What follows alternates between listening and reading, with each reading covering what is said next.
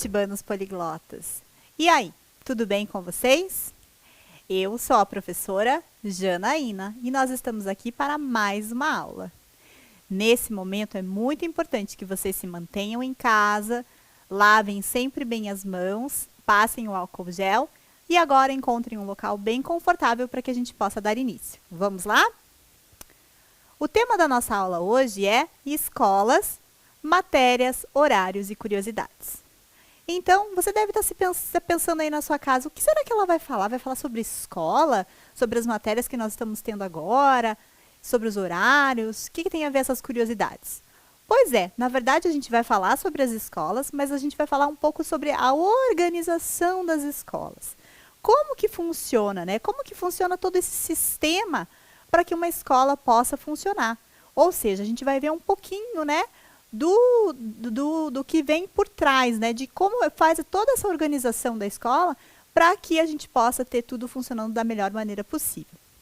Então, a gente vai começar a falar um pouquinho sobre o sistema educacional. Para que toda a escola funcione, precisa existir um sistema e que funcione da melhor forma, da forma mais adequada, certo? Então, olhem lá na tela comigo. É um conjunto de meios pelo qual se concretiza o direito à educação. Desenvolve-se através de um conjunto organizado de estruturas e de ações diversificadas, sobre a responsabilidade de diferentes instituições e entidades, públicas e privadas. Ou seja, existem regras, né, que devem ser seguidas para que essa escola funcione da melhor forma. E isso vai ser organizado sempre pelos órgãos governamentais, no caso das instituições públicas, ou privadas, que também têm que ter esse olhar do governo. Todo o sistema educacional, ele vai ser feito de acordo com a especificidade de cada país. Então, de país para país, alguma coisa vai mudar. Apesar da gente considerar que as escolas, elas funcionam mais ou menos da mesma maneira, existem, cada país tem as suas especificidades. Vão existir também estruturas diferentes, né? Dependendo do lugar, tem escolas que são maiores, escolas que são menores. Dependendo da condição, né, de cada país, a estrutura vai mudar. A carga horária também, que essa escola vai ficar aberta, né, e que as aulas vão acontecer, também podem ser diferentes. E o período também, né, pode ser ou manhã, ou tarde, ou noite, ou às vezes até um período integral, que é o que acontece, por exemplo, aqui na nossa cidade, em Curitiba. Existem muitas escolas que são integrais. E nós vamos falar um pouquinho também sobre o uso do uniforme. Por que será que existe, né, essa vestimenta que é tão clássica nas escolas que a gente sempre vê? Muito bem, então o principal é a gente sempre lembrar que o sistema educacional ele vai ser vai funcionar de acordo com organizações diferenciadas, de acordo com a legislação de cada país, né? E vocês lembram quando nós falamos um pouquinho da aula de rotina escolar? Lembram da aula que a gente já falou sobre isso? Cada escola, então, ela vai ter, de acordo com essa organização, uma rotina, né? Um horário de início e término. Vão ter paradas também, porque os alunos precisam se alimentar e as pessoas também que trabalham dentro da escola precisam fazer essa parada, né? Para lanches ou refeições. Vão ter espaços e mobiliários específicos, né? Carteira, mesa, armário, quadro, são mobiliários específicos e característicos de escola.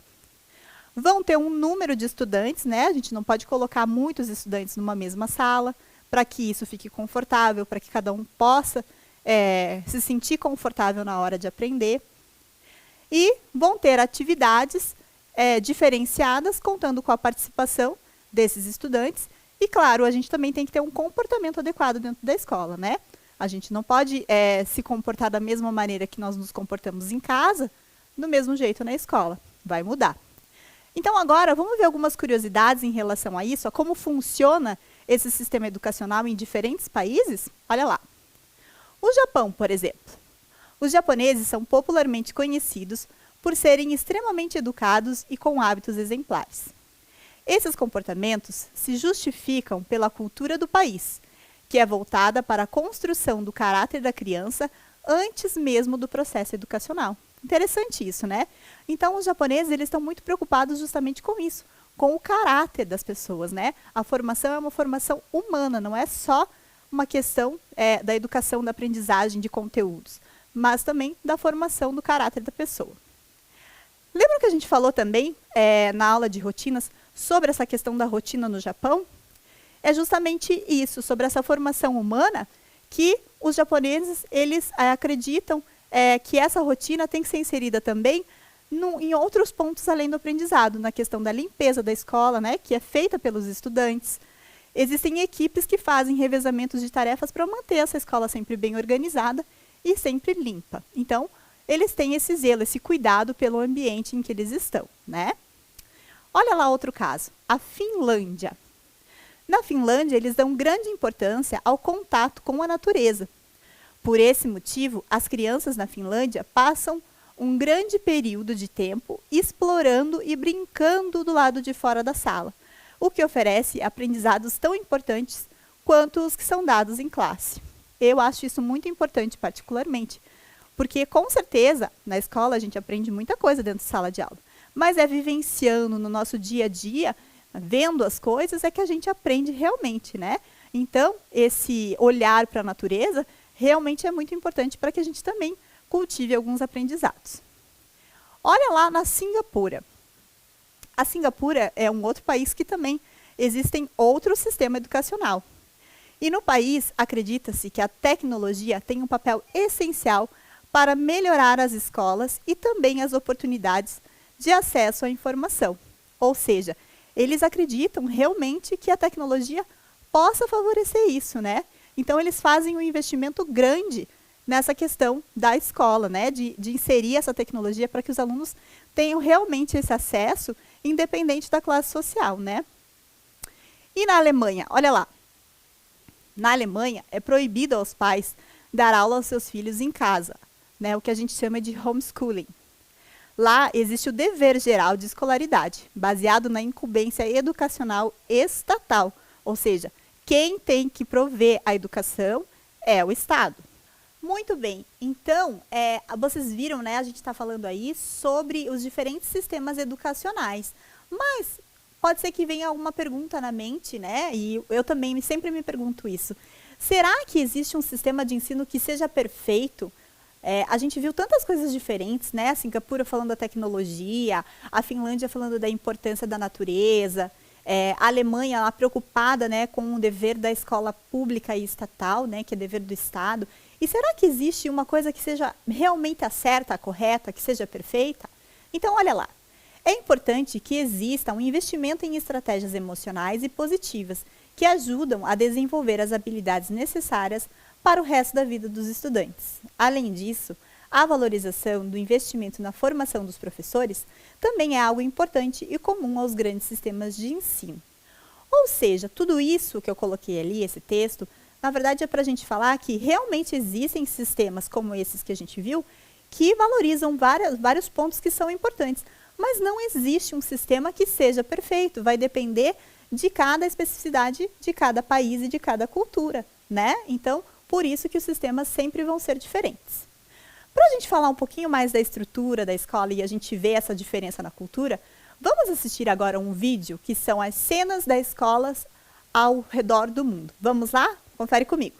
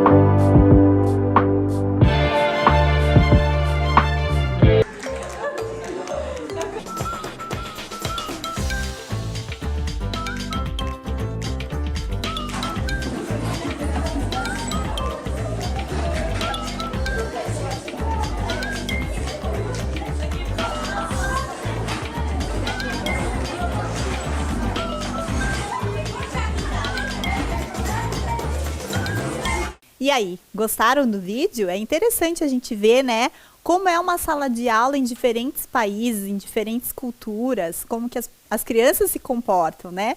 Eu achei bem curioso esse vídeo. Muito bem, mas voltar a falar um pouquinho da escola, a gente vai falar agora a gente já falou dos sistemas educacionais, e a gente vai falar da organização do tempo nas escolas. A gente sabe que a escola, ela trabalha com um ano letivo, né? E aí a gente fica lá, os alunos geralmente ficam ansiosos, esperando quando que vai começar o novo ano, quando vem as férias, né? Tudo isso a gente vai comentar agora então. Na verdade, o ano letivo, se a gente for pensar no mundo, né, nas escolas do mundo, ele vai estar relacionado com alguma coisa que a gente já viu em ciência, que é a questão das estações do ano, né? Se a gente fosse dividir o mundo em hemisfério norte e hemisfério sul, a gente vai ver que tem uma diferença das estações do ano, né? Elas são ao contrárias. Então, nós que estamos aqui no Brasil, estamos no hemisfério sul, a gente vai ver que as estações do ano no hemisfério norte, elas vão ser sempre ao contrário. Quando aqui é inverno, eles vão estar no verão. E quando a gente estiver aqui no verão, eles vão estar no inverno. Muito bem. Pensando nisso, então, olha lá. No hemisfério sul, que é o nosso caso, o verão acontece justamente entre o fim e o começo do ano. E é por isso que as férias escolares maiores são durante esse período. Sempre no final do ano, né? Dezembro, tem as férias escolares. E aí o próximo ano sempre retoma em fevereiro, mais ou menos. E aí no meio do ano sempre tem um recesso, que é em julho, que é um curto período, para que tenha esse descanso justamente no período de inverno. E no hemisfério norte vai acontecer a mesma coisa, mas ao contrário. Nesses países, as aulas começam em meados de agosto ou setembro e terminam em maio ou em junho, às vezes até em julho. E aí, no final do ano, quando eles estão no inverno, eles também têm a parada lá para poder ter o tempo entre o Natal e o Ano Novo, mas também é um curto período de tempo, como acontece a gente aqui em julho. Muito bem, então vamos ver um pouquinho agora da carga horária diária, né? A gente já falou dessa organização do tempo do ano e agora a gente vai ver como isso acontece no dia a dia. Então, existem divisões diferentes de carga horária diária dependendo do país. Olha lá, o Brasil, o mínimo são 4 horas, mas existem, como a gente já viu e como vocês devem saber, alguns lugares que tem essa escola integral, em que as crianças ficam, né, mais 4 horas, ficam de manhã e depois ficam de tarde fazendo atividades extracurriculares. No Reino Unido, as crianças ficam de 9 até 15h15, ou seja, elas entram na escola às 9 horas e saem às 3h15 da tarde. Nos Estados Unidos, elas entram às 8h30 e saem às 3h30, mais algumas atividades extras que às vezes as escolas proporcionam, né? Em esporte ou em algum outro movimento cultural que existe, que isso é muito forte nos Estados Unidos. E na Coreia do Sul, as crianças entram às 8 e saem às 4. O que a gente pode ver é que, geralmente, né, comumente nos outros países, existe já essa rotina das crianças ficarem de maneira integral na escola e aí acabam também fazendo as suas refeições lá. Aqui no Brasil existe, como eu já falei, mas em alguns lugares o mínimo são 4 horas. Agora a gente vai passar para uma outra parte que eu tenho certeza que você também, ou se você já não usou, você lembra dessa frase que eu coloquei aí, ó. Vai vestir logo o uniforme, senão você vai se atrasar. Quem é que nunca ouviu essa frase, né? Ou os adultos, quando eram crianças, escutavam isso logo de manhã cedo, quando a mãe chamava para ir para a escola, ou tinha que se vestir logo. Ou as crianças, né, que comumente têm que vestir o uniforme, não agora nesse tempo de pandemia, mas geralmente quando vão para a escola. Eu ouvi muito isso da minha mãe. Pois é, vamos falar um pouquinho sobre o uso do uniforme. Olha lá. Ele tem sua origem no Exército, uma das primeiras instituições a adotar uma vestimenta única para todos os seus militares. Muito bem. No período entre as décadas de 40 e 70, o uniforme de uma instituição conceituada era um símbolo de aceitação social, sendo o sonho de muitos pais e alunos. Essa foto que eu coloquei ali, ela é um estilo de uniforme do Reino Unido. Ela é atual, mas ainda lá existe isso, né? Essa questão das escolas mais renomadas, né? Elas serem uma questão de status, né? De desejo das crianças e dos pais poderem colocar os seus filhos lá ou das próprias crianças quererem estudar nessas escolas mais renomadas, mais conceituadas. apesar disso ter existido mais fortemente nas décadas de 40 e 70. Com o passar do tempo, os uniformes também começaram a se adequar para um conforto melhor dos seus estudantes, né? Então, as escolas modificaram bastante os modelos dos seus uniformes, fazendo roupas confortáveis, mais confortáveis e mais descoladas, né? Não deixando as crianças, as meninas principalmente usando só saia e os meninos usando terno. Mas uma coisa, principalmente para as aulas de educação física que exigem esse movimento, que as crianças possam usar, né, calça e camiseta e fiquem mais confortáveis. Essa foto é um caso aqui do nosso município, né, de uma escola pública que faz esse tipo de uniforme para que as crianças se sintam muito mais confortáveis. Eu vou mostrar aqui para vocês, então, algumas imagens que são de uniformes escolares de diferentes países, diferentes regiões do mundo, tá bom? Então, olha lá. Esse uniforme nos Estados Unidos, né? Tem essa prática das meninas usarem as saias, né? E essa camisa mais uma gola polo. Olha que interessante, esse uniforme na África do Sul. Um uniforme escolar na Índia, bem colorido, né? Uniforme escolar no Japão. Temos também aqui alguns modelos do México. É muito comum, né? Pelo que a gente está vendo aqui nas fotos, é muito comum realmente esses uniformes terem as meninas usando a saia e as camisas mais polo. O uniforme no Irã. Sempre, né? É importante a gente lembrar que cada cultura vai ter o seu destaque, né? E a roupa, a vestimenta escolar vai se adequar a cada cultura local. Muito bem.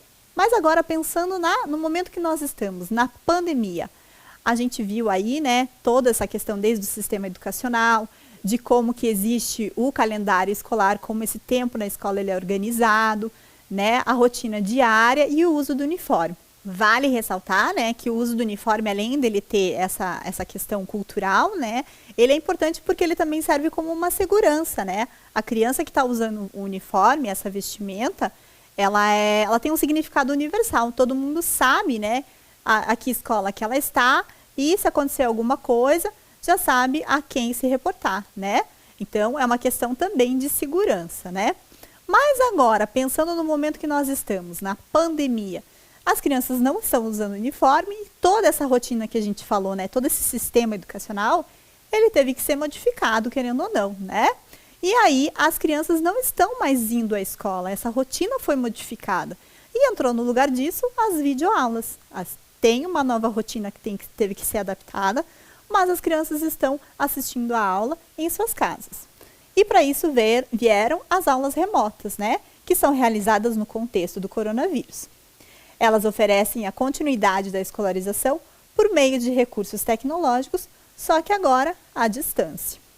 Então, olha só que interessante esse mapa que eu trouxe para vocês.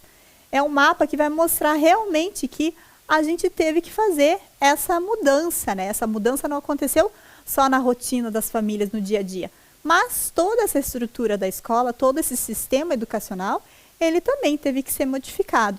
E não só aqui no Brasil, mas ao redor do mundo. Então, tiveram muitas escolas que tiveram que ser fechadas, algumas escolas que ficaram parcialmente abertas e algumas escolas que abriram, né, mas ainda estão fazendo esse controle, né, com as devidas recomendações. As crianças usando máscara, medindo a temperatura, lavando sempre bem as mãos, né? E outras até colocaram um momento de férias para que as crianças realmente pudessem ficar em casa. Muito bem, vamos agora para as nossas atividades? Estão preparados? Muito bem, para fixar o conteúdo, então, eu vou colocar algumas questões aqui para vocês relembrarem um pouquinho do que a gente viu na aula.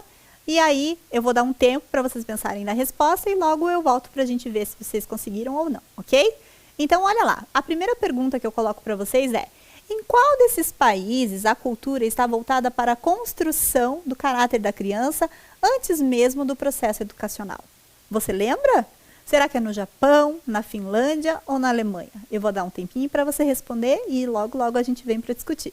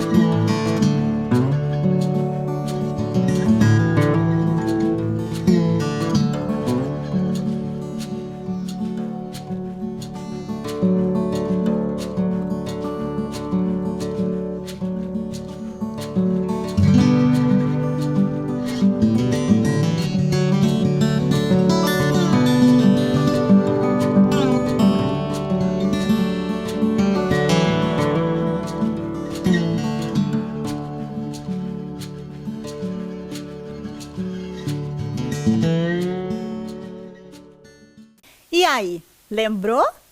É no Japão, né? Lembram que no Japão eles têm essa importância, eles prezam pela formação humana, certo? Então, vamos para a próxima pergunta? Olha lá. Na Finlândia, as crianças passam grande período do tempo explorando e brincando do lado de fora da sala de aula. Será que essa informação ela é verdadeira ou ela é falsa? Eu vou dar mais um tempinho e logo eu volto com a resposta.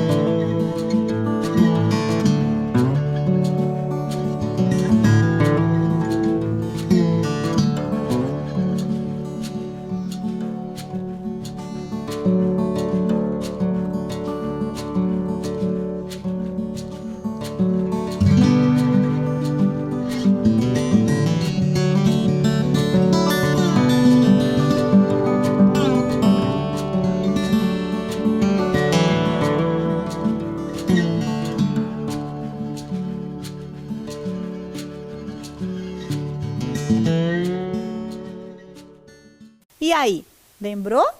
Essa informação é verdadeira, né? A Finlândia tem essa preocupação em que as crianças façam esse aprendizado também no lado externo, no seu dia a dia, né? Olhando, observando as coisas que acontecem ao seu redor. Isso é muito importante também. Vamos para a próxima pergunta?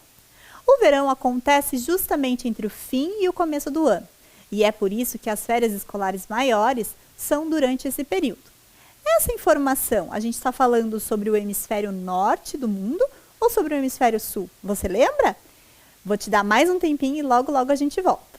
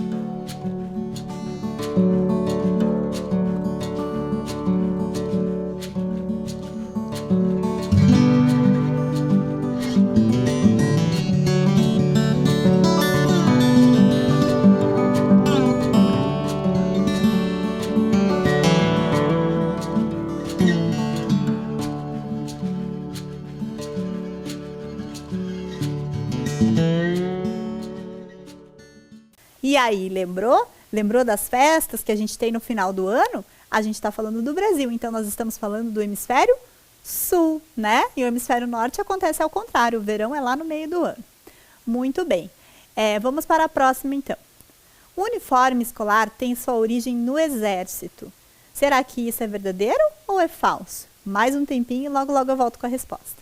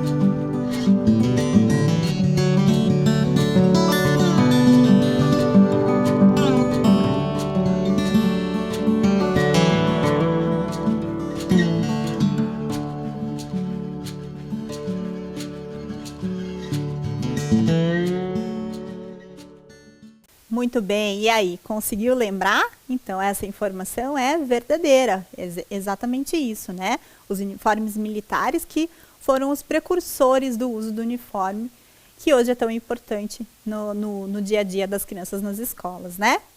Muito bem, nós já estamos terminando a nossa aula, eu espero que vocês tenham gostado das informações que eu trouxe hoje para a gente conversar um pouquinho. Fiquem sempre em segurança, né? Usem sempre as máscaras se forem sair e lembrem de ficar o maior tempo possível em casa. Não esqueçam sempre de lavar bem as mãos e passar o álcool. Até a próxima aula. Tchau, tchau!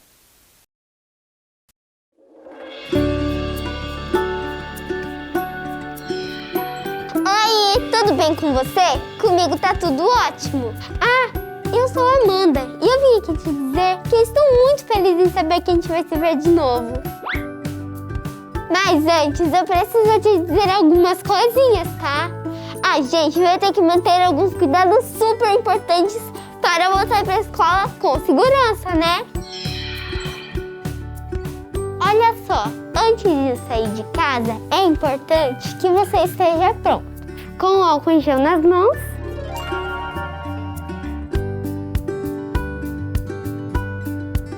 e a máscara certinha no rosto. Passa o álcool em gel de novo. Use máscara sempre, inclusive no busão. Sabemos que a saudade é enorme, mas ainda não dá pra gente se abraçar. E nada de beijos e apertos de mão também. A distância é a melhor forma de mostrar que você tá sempre junto.